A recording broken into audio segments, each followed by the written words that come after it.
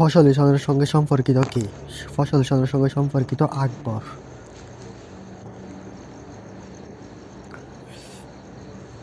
পানিপথের তৃতীয় যুদ্ধ সংঘটিত হয় কত সালে? পানিপথের তৃতীয় যুদ্ধ সংঘটিত হয় 1761 সালে। তেভাগা আন্দোলনের নেত্রী কে ছিলেন? তেভাগা আন্দোলনের নেত্রী ছিলেন ইলা মিত্র। ভারতীয় উপমহাদেশের প্রথম শিক্ষা কমিশনের নাম কি? উত্তর হান্টার শিক্ষা কমিশন। লেবানন ও ইসরায়েলকে পৃথক করেছে কোন লাইন? লেবানন ও ইসরায়েলকে পৃথক করেছে ব্লু লাইন। কোন শহরকে সাত পাহাড়ের দেশ বলা হয়? সাত পাহাড়ের দেশ বলা হয় রোম শহরকে।